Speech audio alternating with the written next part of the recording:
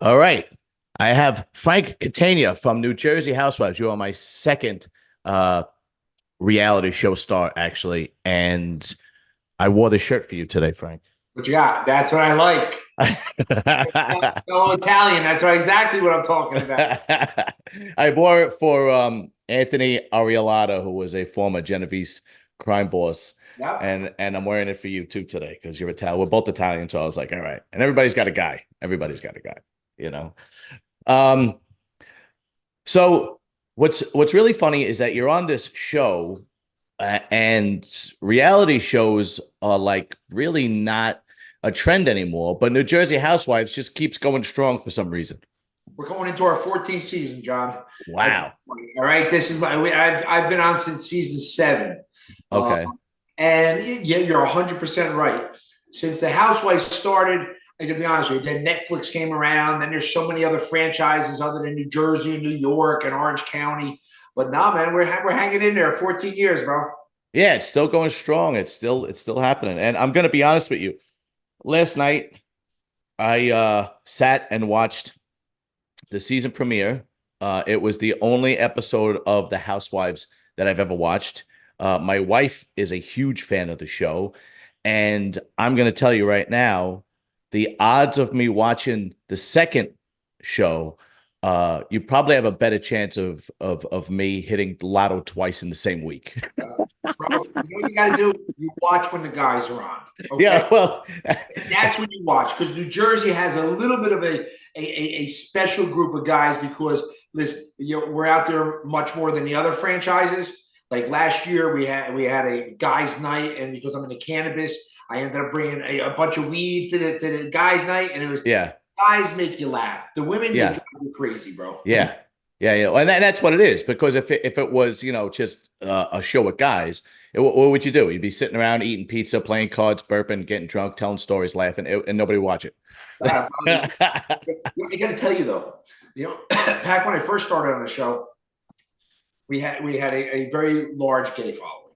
Okay. Oh, And since then, all right, not only the gays who have always been interested, all right, but now we have regular straight men, all right, who you would never think that would be watching the Housewives. Bro, I saw you the other night. Oh, you guys are great. I want to party with you guys. It's New Jersey. The guys just have fun. We have fun. We try to stay out of the women's drama. And right. it's just, I got to be honest with you, bro. Yeah, I have a good time. I live it once. I try not to live it twice by watching it. You Yeah, know, right, right, right, right. but that's it, man. All right, so let's talk about you a little bit, and then we'll talk about the show. I needed some help with questions for the show. So my wife owns a hair salon in Fairfield, actually. Sure. And it's called Salon Drama. So her and the girls that work for her and a couple of our friends got together and they gave me a list of questions to ask you. So, but we're gonna get to that later because I want to talk to you about you first. Because first question is, where did you grow up? I know you're from Jersey, but what part? We grew up in, I initially grew up in Bergen County. All right. I Okay. take that back. I grew up in Passaic County. I live in Bergen County now, but I'm still very much involved in Passaic County. Listen, we're all Jersey guys, man. We've all obviously been down the shore during the Right. summer. But no, I grew up in Passaic County. I grew up in North Haledon, is where I grew up. Okay.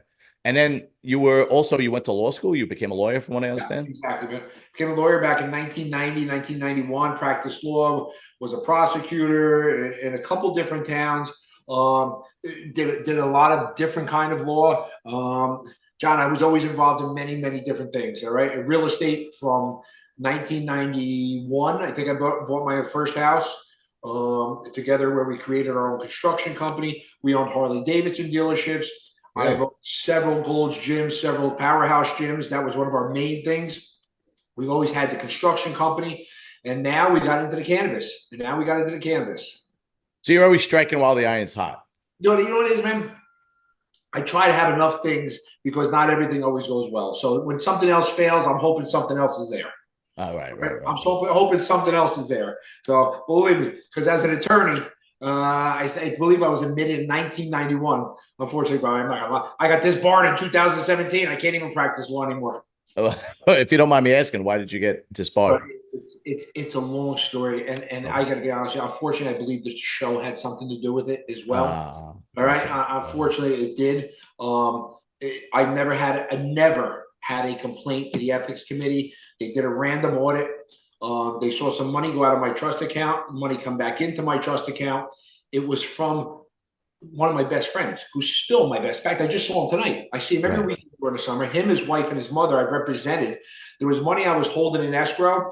I had him write me a letter, and I borrowed money against that. I ended up putting it back.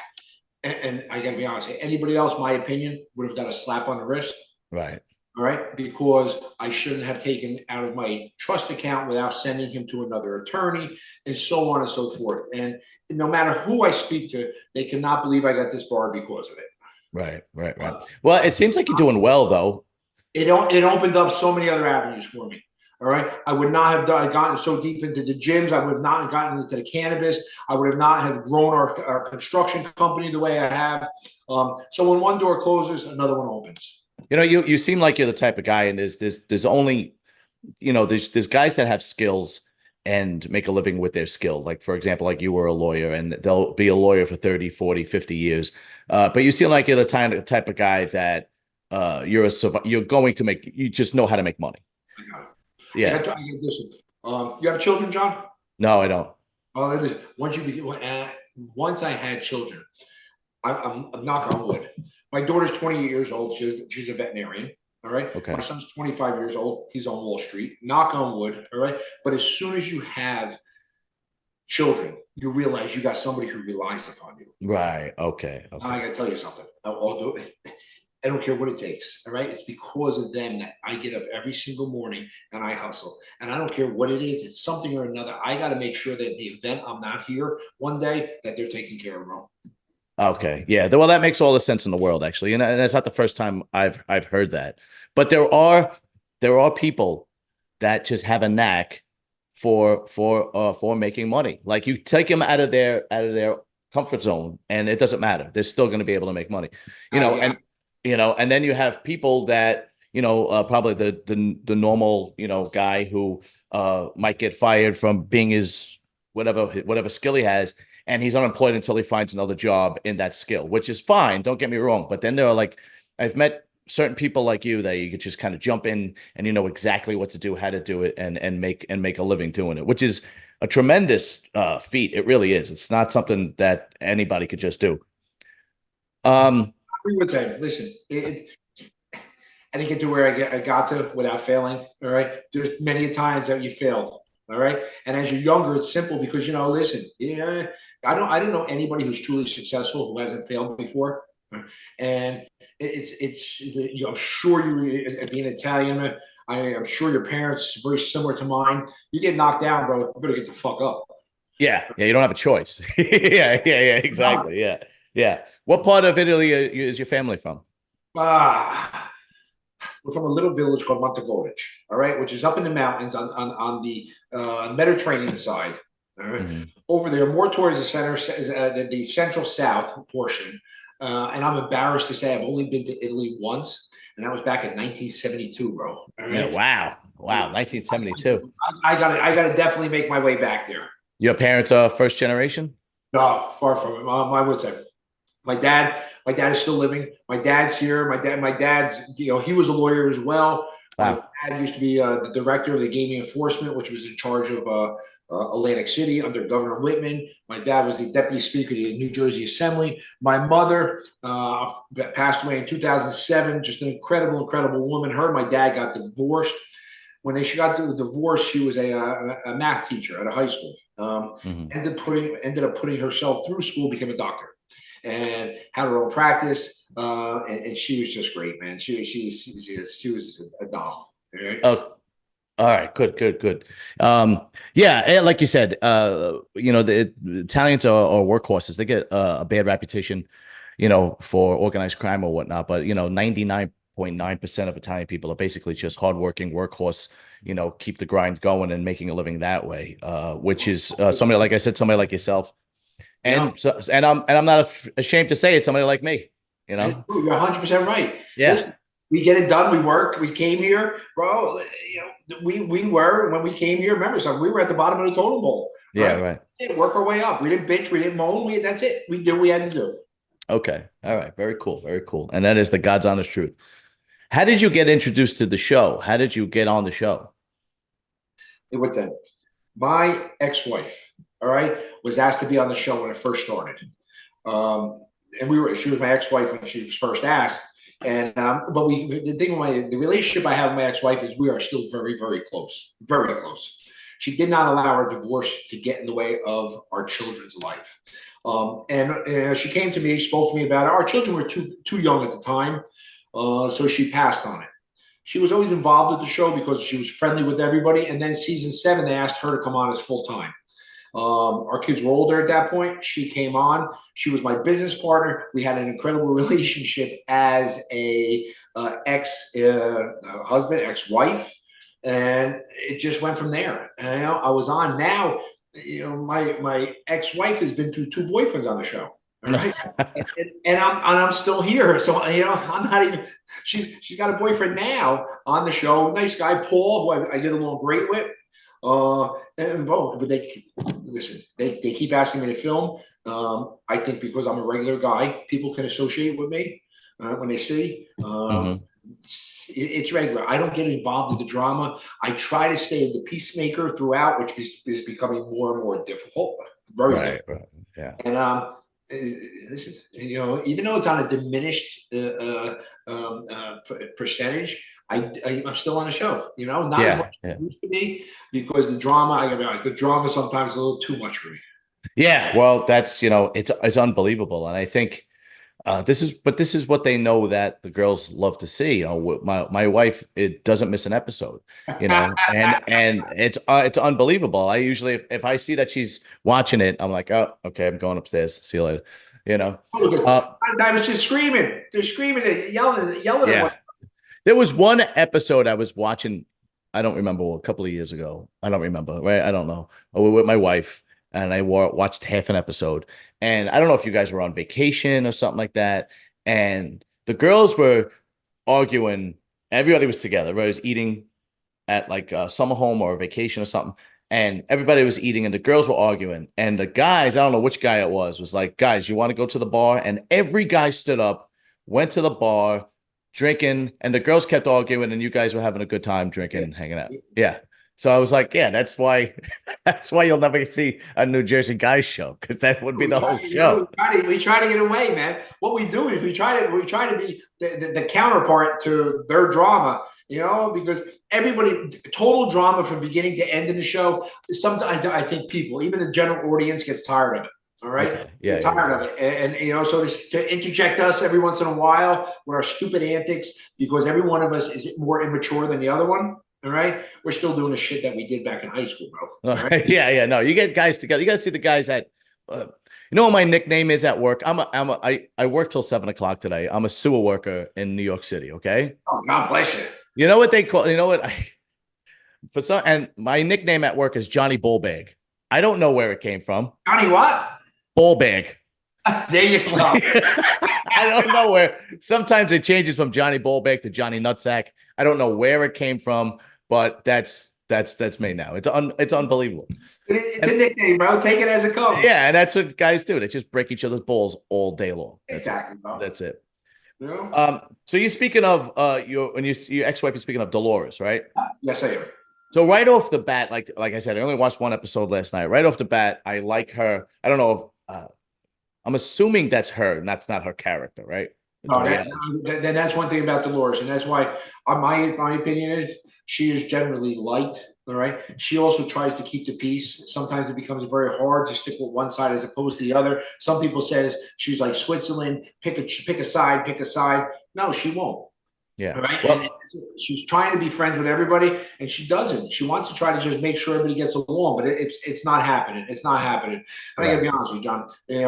Dolores is a beautiful, beautiful woman. All right. Absolutely. I have a great relationship with her. She has a great relationship with my fiance. But Dolores, John, when I met her, all right, she just became a sheriff's officer. Okay. She became a what? I'm sorry. A sheriff's officer. She was a sheriff's officer, a corrections officer. Oh, that's rough. So she is a beast. Right? I've been in a lot of fights in my life. The worst I ever got beat up. She knows how to fight, bro. She knows how to fight. She grew up on the streets of Patterson. Okay. She's not like fighting a girl. Well, she's like fighting a dude who Oh God. squares up. She'll give you an uppercut, you know? Yeah.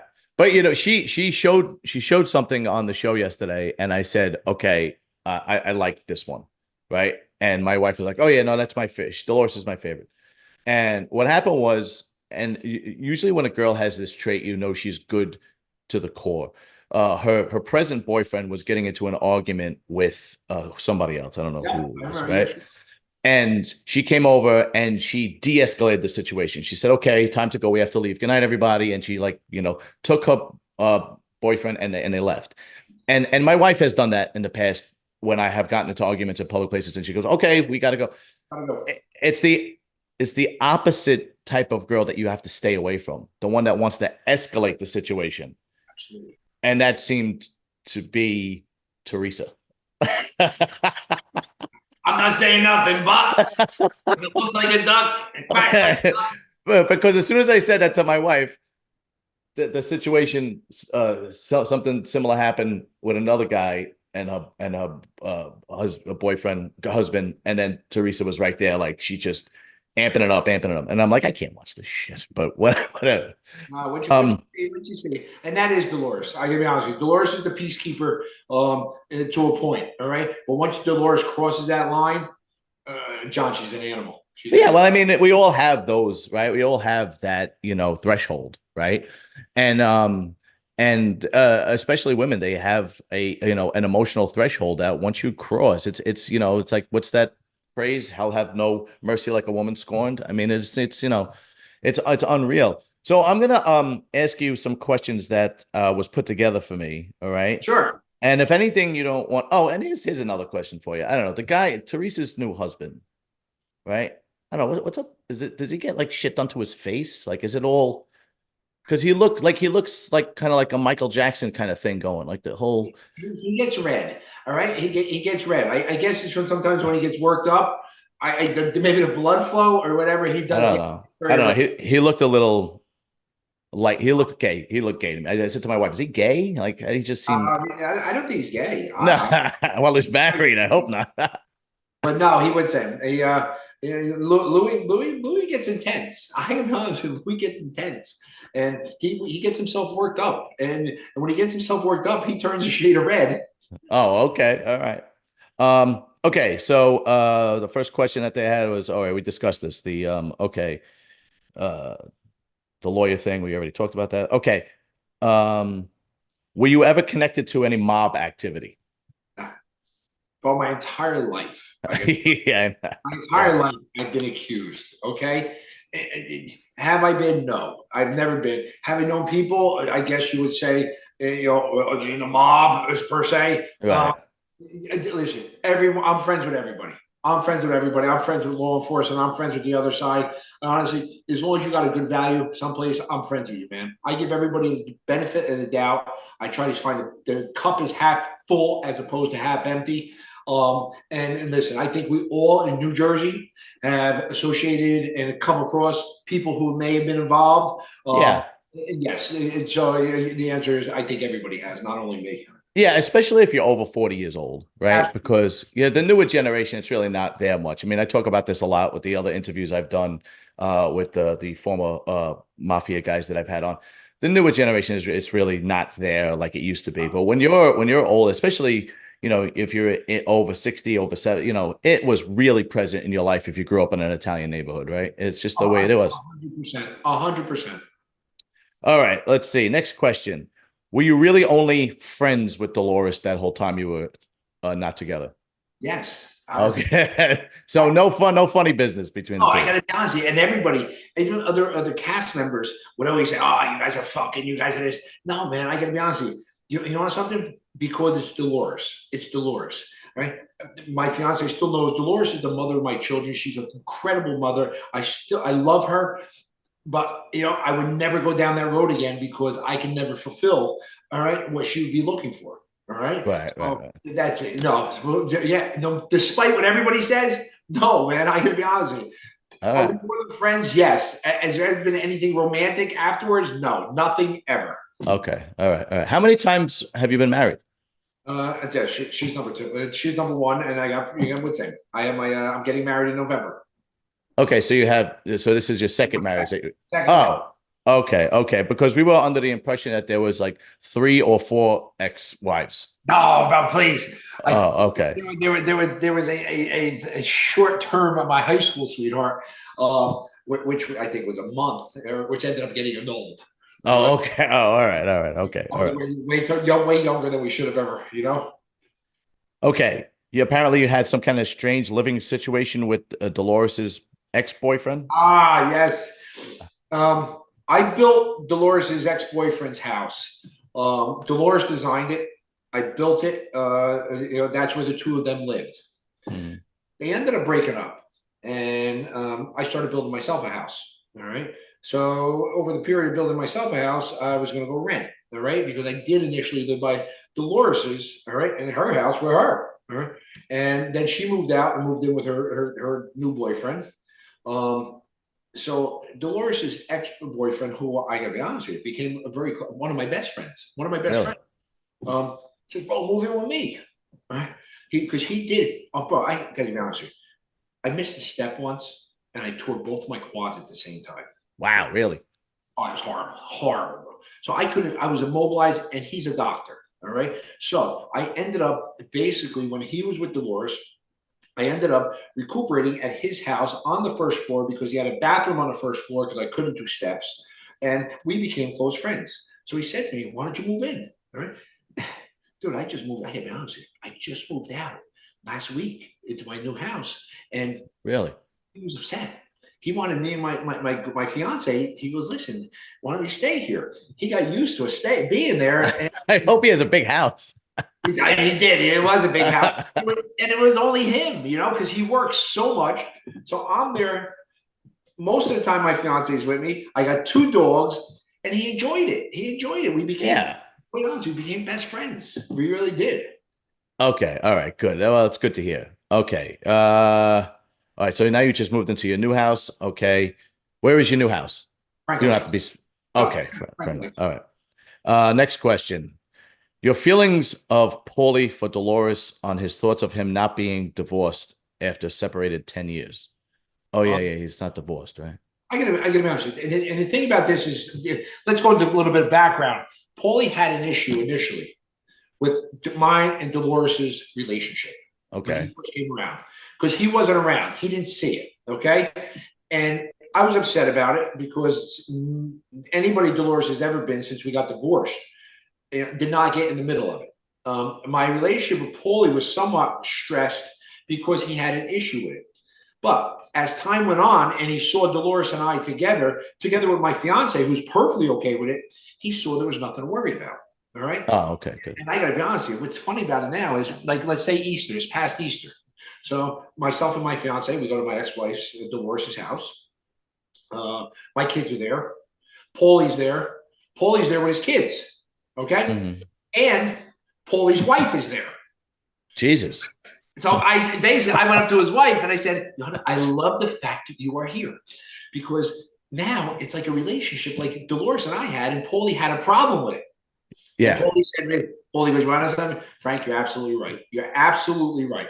So that, and you have to understand, Paulie's ex-wife is very much involved in his business, and he has a very, very successful business. Ah, okay. I gotta be honest. If it doesn't bother Dolores, it doesn't bother me, because I see the interaction of Paulie together with his wife. And they've been separated for so long. It's the same as Dolores and I. Okay. It's the same as, and if Dolores, I believe that Dolores, it was an issue to Dolores and she pushed the issue, I think Paulie would do something about it. But right now, Dolores is perfectly okay with it. How long, I have no idea, but it doesn't bother her. If it doesn't bother her, it doesn't bother me. Well, I get it, because there's what's the rush of getting married when you already have kids, right? You're not like planning a life and building a life together. It's more for companionship and romance and whatnot. So to me, it my wife was telling me that Teresa and Louis got married and they had this whole elaborate wedding. Are they in their like 50s or something like that? It doesn't. No, I think she is 51 and he just turned 50.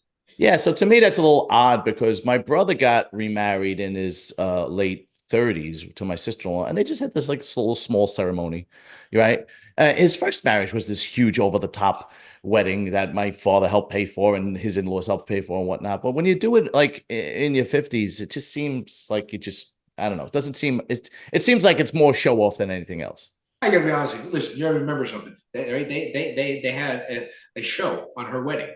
Okay, they had a show. Ah, So okay. it has to be, you know. Ah, I'm okay. getting remarried in November. All right, we're getting remarried on a destination wedding down in Captiva, down in Florida. And the only reason we're doing that is, bro, because my mom, who absolutely loved Captiva, when she passed, she made us spread her ashes in Captiva. All right. Wow, really? Okay. So that's why I want her to be at the wedding. We're having such an informal wedding. Unfortunately, the list keeps growing and growing and growing. All right? But listen, myself and my fiance, who's an absolute doll, all right, and she's just an absolute doll. But she would say, we want people to be on vacation, and it's just so happening we're getting married while you're on vacation. Right, right, Enjoy right, right, yourself. right. Enjoy yourself. We're down on a beach. Just go enjoy yourself. Yeah, that makes sense. That makes a whole bunch of sense, you know? Exactly. Yeah, and the fact that the marriage was on the show, that obviously makes sense. They probably wanted it to be elaborate and whatnot. Okay, let's see. So you already answered the wedding question. Uh oh, here's a question. I don't know if you want to answer this. You don't have to if you don't want to. What happened with your son working for Louis? They're still trying to get that out of me. Okay, we could skip that one if you want to. Nothing bad. It was a misunderstanding. And that's it. My son's doing fabulous. Let me tell you, Okay. my son's doing fabulous where he's at right now. I could not be more proud of him. Okay, good, good, good. Yeah, where is he working actually? He said he's He working on works Wall at Street. Private Fund in New York. He's on Park Avenue in New York. He works for a huge private equity firm. All right. Oh, And he's okay. doing quite well. He loves it. He's putting tremendous hours in, man. He's put like 16 hours in a day. All right. Yeah, that's right. Yeah. He thrives. That's all he's ever wanted. Well, it's like his father. That's basically, you know. I run around. I can't sit behind I can't sit behind a desk. No, you know what's funny is I went to college. I went to community college, and I tried that, and I couldn't do it. I mean, I was a trader's assistant when I was in my 20s, and I had like three screens in front of me, and I come from a family of electricians, and I'm like, I can't do this, man. I just and I was working for JP Morgan's yeah, it was JP Morgan. Awesome, man. It's a Yeah, great it was when it was, yeah, and I couldn't do it, man. I'm like, this isn't for me. The minute I went blue collar, minute I started doing work with my hand, it was I was like, this is where I belong. This is it, you know. Okay, let's see. Oh, okay. So now there are rumors speculating about why Louis married Teresa, like he's conning her or something to that effect. Listen, me and Louis are not on the best terms, to say the least. Okay. Teresa and I are not on the best terms, to say the least. Okay. But I got to be honest with you. Any rumors with respect to Louis marrying Teresa in any way whatsoever to con her, Louis got his own money. All right. Okay. Louis done quite well. All right. I think he suffered a little bit because of the show being on the show. But Louis doesn't need Teresa's money. I can assure you that. Okay. All right. And then a simpler question. They want to know how you went from law to gyms to dispensaries. You got it. I've always been into gyms. And when I was in law school, I owned a little gym. When I was practicing law, I got into real estate. I did very well, accumulated some wealth, and then I've always loved the gym. All right. And then my first gym was a large 50,000 square foot Gold's Gym. And then from there, continued to have another Gold's Gym. Then we had, like, I think, 4 or 5 powerhouse gyms. And I can be honest with you, the gym business I loved until COVID. Yeah, that's right. Oh, it just changed everything. And we ended up selling everything before COVID. I ended up selling the last one I had after COVID. And John, you know what it is, man? You're working out. And I'm that type of owner. When I'm in there, I'm talking, hey, John, how you doing today, bro? I ask you about your wife. You tell me you got a hurt shoulder. The next time I see you, John, how's that shoulder? Right. You got to give them a reason to be there. But that's right. There's the other side of it. I'm in the middle of a heavy bench. Hey, Frank, we're out of toilet paper in the bathroom. I I'm like, oh, fuck this, man. Yeah, right. No, it's true. I think I did train at your. I think they get trained at your. I think it was Powerhouse at one point. Which one? Do you And remember which one? all right, it was shit. Okay, I remember saying this looks similar, really similar to Signature because I go to Signature in Belleville. Sure, yeah. So it was a power. And if you name the area, I'll probably remember it. I had Powerhouse of Whippany, Powerhouse of Old Bridge, Powerhouse of Linden. Okay. It was definitely Whippany. It had to be Whippany. All right. On Route 10 in Whippany. All And right.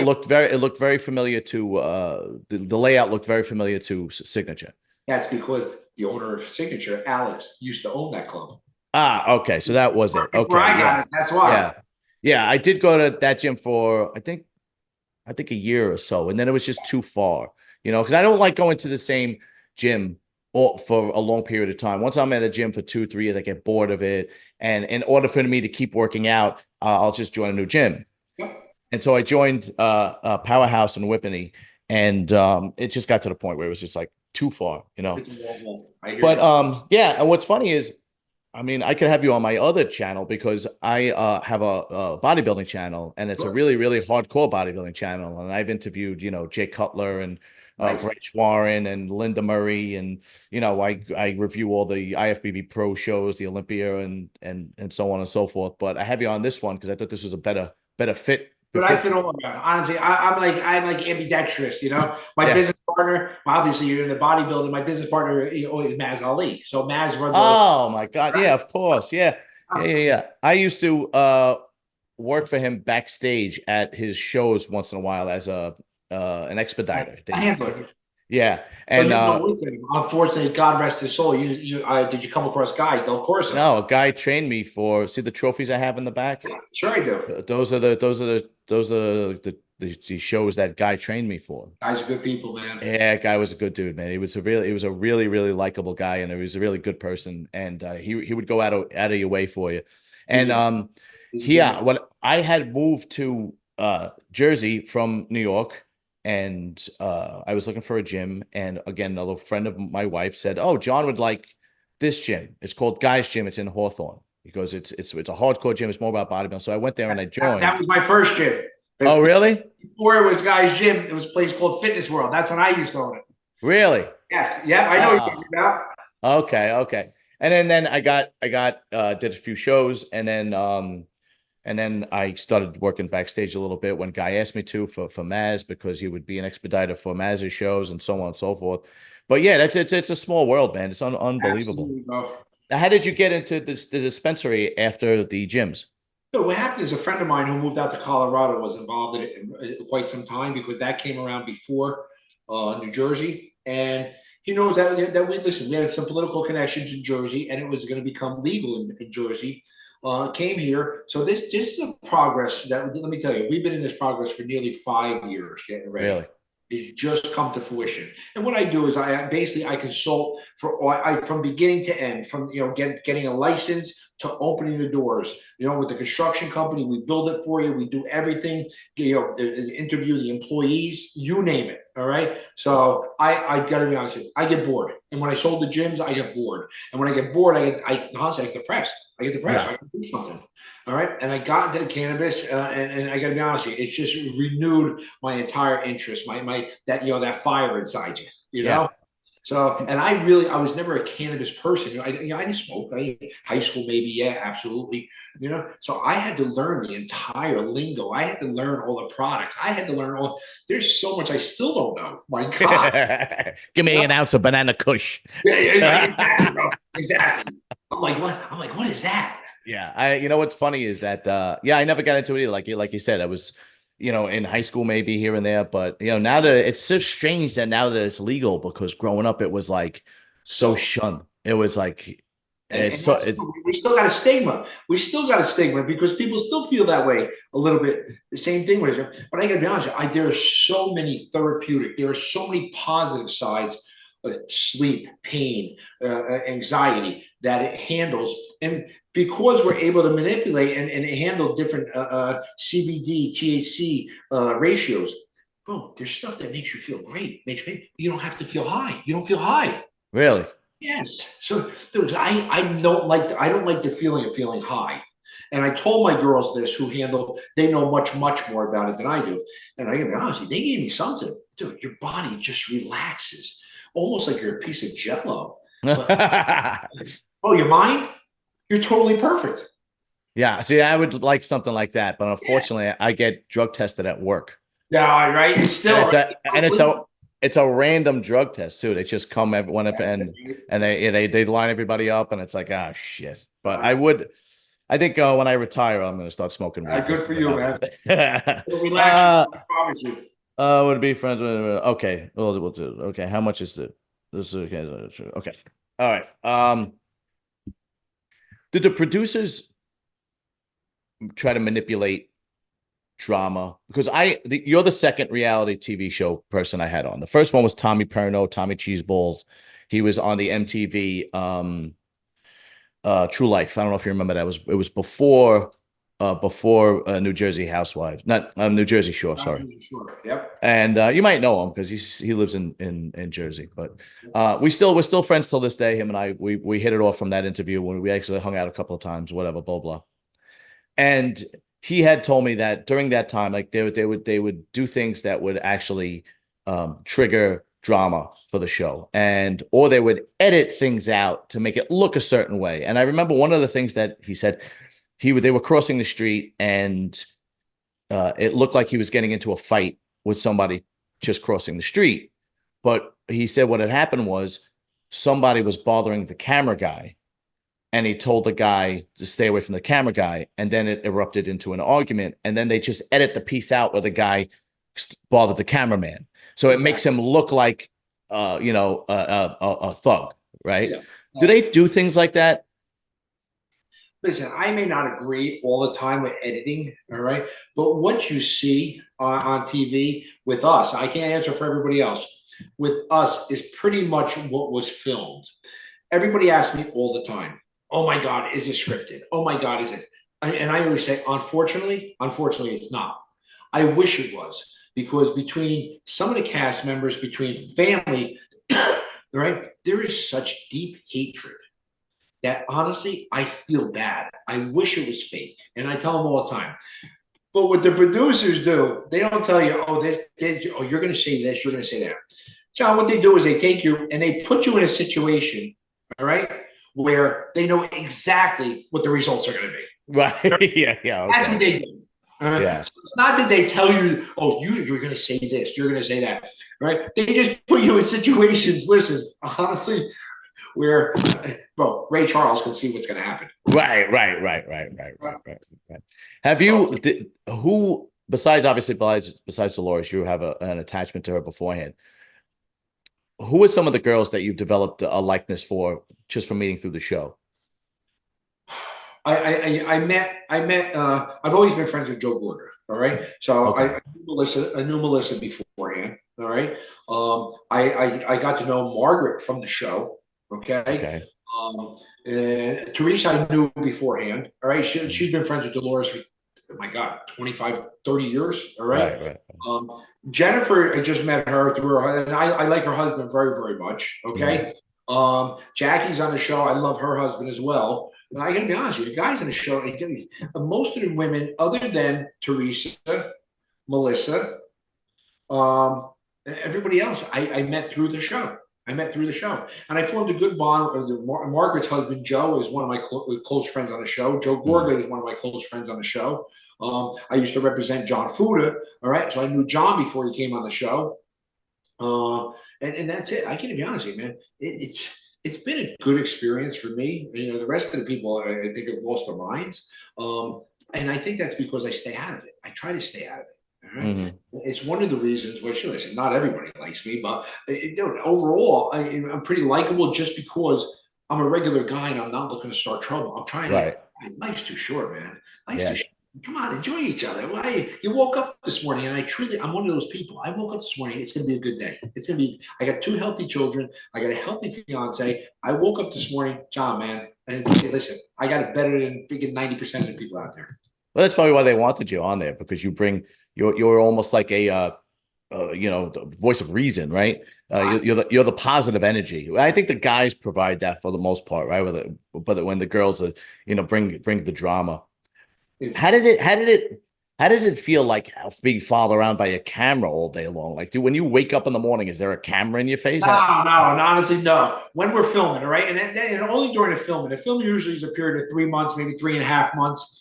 And we know when there are scenes, all right. The only time that there will be a camera when you wake up or this or that is when you do cast trips. Other than that, you're driving or they're taking you to an event or something or another. Then you get mic'd up. Then you do it. The women are different. The women get followed a lot by the cameras. The men are different. We're nothing more than a ancillary to the show. We're like a side piece to the show. So we're not carried around. Like, when I'm mic'd up, I still basically am myself. I still say whatever I want to say. I'll still go in the bathroom and take a piss. It is what it is, and so that doesn't bother me. Doesn't bother me at all. All right. Just a couple of more questions, and I'm going to let you go. I enjoy it, man. I know, me too, actually. Right. How long do the girls sit in the makeup chair? Dude, some of them, oh my God, seriously, they got their makeup artists, they got their hair artist. I gotta be honest, I get out of the shower. I can't remember the last time I brushed fucking with my hair. It takes me almost 3 minutes to get ready, Yeah. But the women, they're there. They got, we go on cash trips. They got a makeup artist. They got their hair woman. It's like, whoa, what the fuck, man? Yeah. How long does it take them to get ready? Because there's so much makeup and the hair and everything is like to perfection. It's got to take hours. It does. Honestly, it absolutely does. It does. I bust my girlfriend all the time. My girlfriend is always punctual. She's always on time. But if we got to go out at 4 o'clock, she'll start getting ready at 1. Right. And she's beautiful. I'm like, come on, what are you doing? Yeah. Right. So I can just imagine some of the women that need a little more work. I could. It's unbelievable. I mean, I know every woman, does that. Basically, they all want to have a beautiful appearance, which is fine, which is great. But I could only imagine what it's like on that set. Because even the one show that I watched last night, when they were going to the party, I'm like, look at the dresses and the shoes and the makeup and the hair. Jeez, it had to take 3 hours to put all that together. 100%, 100%. And then you see the guy, he's got a button-down shirt, jeans. If I told you what the women spend on makeup and hair during a season, yes, that's exactly the response. All right. Over 7 figures. Some of them, yes. Yes. No, some of them are probably into the 7 figures. Yes. Wow. Holy shit. Especially if we're traveling. Listen, it's all about, well, part of the housewife show is part of appearance. So they're going to be looking to see what designer clothes you're wearing. Oh my God, where'd that make? Who did your makeup? What kind of makeup is that? Oh, what extensions you got in? Seriously, I get on. That's it. Nobody ever asked me what extensions I got. Who did you? Yeah. Seriously, I use fucking Palmolive on my hair. I got this shirt in Amazon for $19. That's what I like. I got a beautiful. My fiance, well, she got an incredible closet here in a new house, 2-story closet, beautiful. All right, but she knows I'm more excited when she comes home and shows me a shirt, tells me it costs $11. Yeah. I said, now we're talking. Now now you're speaking my language. Yeah, exactly. But the best is when they come home all the time. I say, oh my God, what'd you spend? I spent $80. I said, $80. I said, what the fuck? She goes, what are you kidding me? I saved you how much money? It's on sale. Oh yeah. It was $240. It was 60% off. I said, but I think you guys fail to freaking remember that if you don't buy it at all, it saves me even more money. Yeah, they're not good at math. No, not at all. No. My wife does the same thing. But we don't have kids, so I don't really care. You know what I mean? Since we don't have kids, I don't care what you buy. Like it's right, man. We both make good money. So the fact that we don't have kids, I like there's packages on my doorstep every day. And it doesn't bother. I don't care. And she don't bother me. Like, I'm not spending money like you guys, but I've had American muscle cars. Don't group me with those people. Okay, all right. I had the C7 Corvette when it first came out, and I had the Charger when it first came out, and now I have a Harley Davidson Breakout. Now we're talking. Yeah. So you still ride? I still ride. I had two dealerships. I had a dealership down in Bloomfield. I had a dealership in Jersey City. Um, that's when Harley Davidson crashed. All right, when their stock crashed, they almost went bust. But no, I still ride now. I love to ride. I'm 100%. I still ride now. My girl loves to ride. I got a full dresser. She's on the back. She's comfortable. We listen to the music, and honestly, it's the best. My opinion, some of the best quality time we spend. Yeah, I love it. My wife hates it. She's scared shitless. Is she really scared? She got on it. She got on my bike 3 times. And the first time was just to go around the block. And she was squeezing me so hard I couldn't breathe. Are you serious? I swear to God. The second time we just ran around the neighborhood. The third time I went to like a restaurant and she had to like before we left the restaurant, she had to finish like 2 drinks before she got back on the bike. She was just scared shitless. I hope it's not because you're driving. Yeah, I hope not either. Jesus Christ. What kind of Harley do you have? I got a ultra classic CBO. Oh wow. Okay, very nice. So it's fully dressed and everything. I've been riding my entire life. My daughter, all right, is 5 years old. Bro, she's on the back of my motorcycle. That's great. That's great. My daughter with the wave runners, my daughter with the boat. You know, I like boats. And we used to race. All right. And I'm proud to say that for one summer, all right, we were the world's fastest pleasure boat at 172 miles an hour. Jesus, wow. Which is great because you have to have a throttle man and a driver. My daughter was 12 years old, all right, and I remember I used to let her drive, and I would throttle.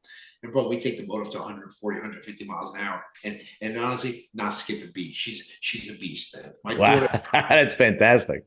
My daughter should have had a set of balls, but man, that's great, man. That's great. Well, that's cool because I got a Harley Davidson breakout, but in the last 3 years I've changed like everything. Everything. I changed everything on it. It doesn't even look like a breakout. Like I changed it. Yeah, there's no chrome left. It's black and red. I'll show when we get off the air, I'll send you pictures, and we should go riding together. I would love to, bro. I would love to. Definitely. So what, blacked it all out? Black and red. It's a black with a little bit of red. I'll send you pictures when we're done. It's the rims. How about the rims? Black. It's they're the Harley Davidson rims, but I just blacked them out because they were black and chrome. Yeah.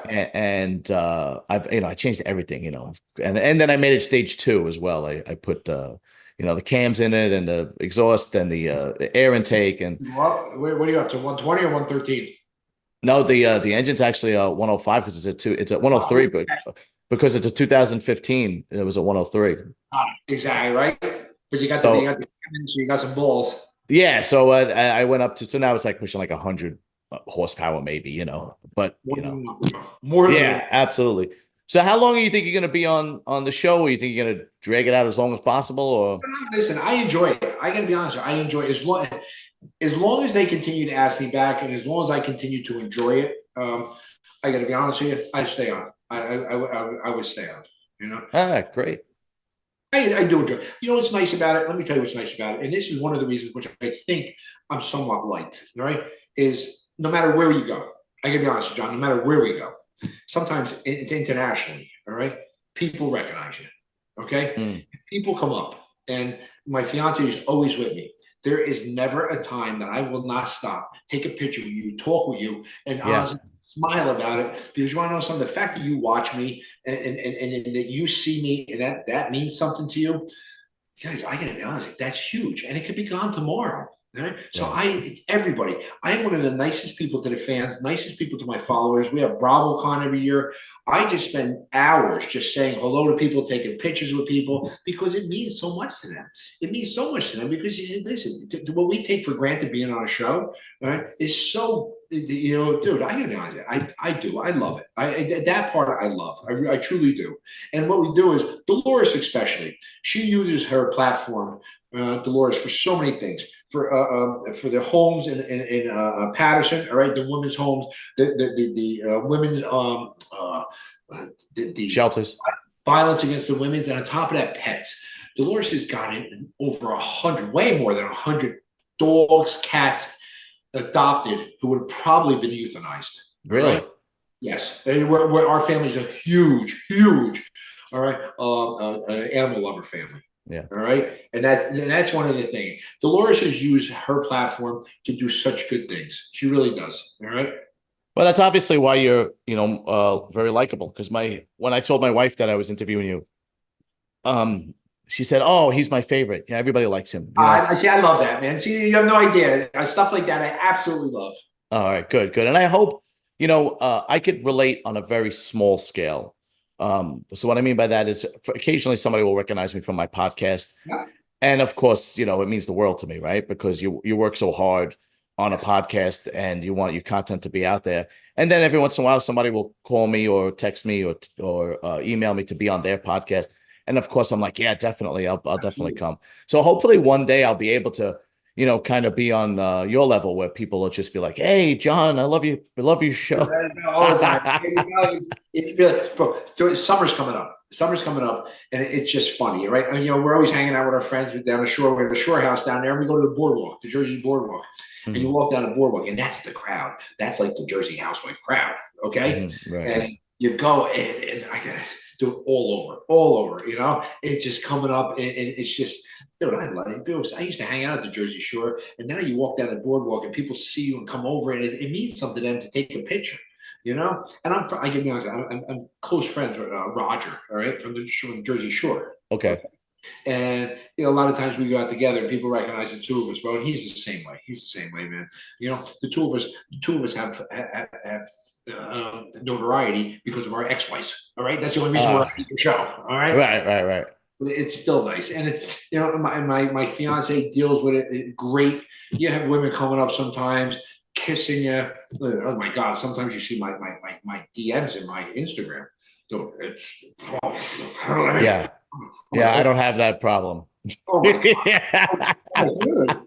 Yeah, Sometimes yeah.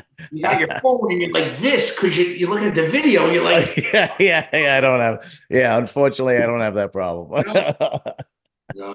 But Well, listen, it's all Frank, listen, man, I just want to thank you very much for coming on and doing this for me. It was a great interview, and you're a great guy. So always much love and continued success with the show and everything else you do. I know you're going to continue to be successful. And just real quick, if you could just tell people like, share, and subscribe to Serious and Silliness Outcasts.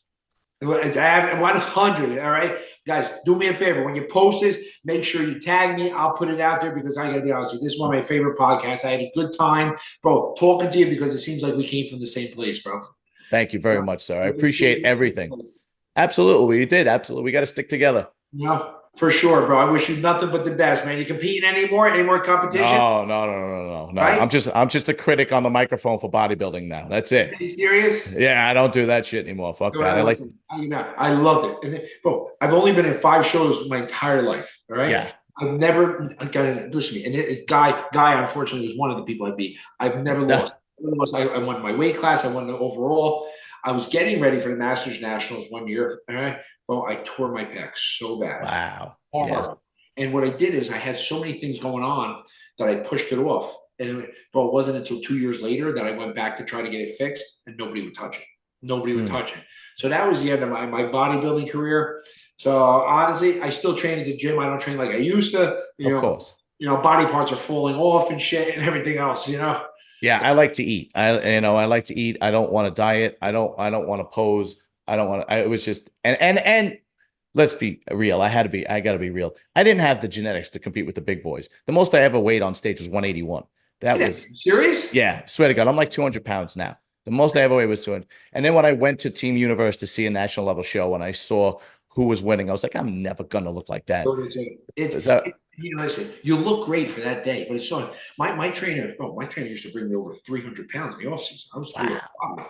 I got on stage at like 240, and I I'm down to 240 now, which is my normal weight. I'd always be around 250, and I'm too old now. I got to be honest with you. My knees, my back, everything. yeah. I just lost 12 pounds. I'm down to like 240, to maybe 239. And I got to be honest with you, John. Can I tell you something? I'm going to say it out there. I really don't want too many people. I'll put it out there. This is a rough year for me, bro. All right? Mm-hmm. I'm turning fucking 60 this year, bro. And I'm I'm having a hard time. You look good for 60, man. Dude. Man, no, thank you very much. But honestly, looking good, it still doesn't make a difference. Still 6-0, 6-0. Oh, yeah. Listen, I'm 48, so I'm not too far behind, really? bro. I would have never thought that, bro. God Yeah. bless. That's because we keep ourselves in shape. Damn right, bro. It's a pasta, the Italian food. That's right. Frank, Thank you very much, brother. Have a good night. And we will definitely keep in touch. I'll let you know as soon as this comes out. You got it, man. I'm looking forward to a call. Let's go riding together. Absolutely. We will. All right, man. I'll see you Have a later. good night. Thank you, John. All right. Later.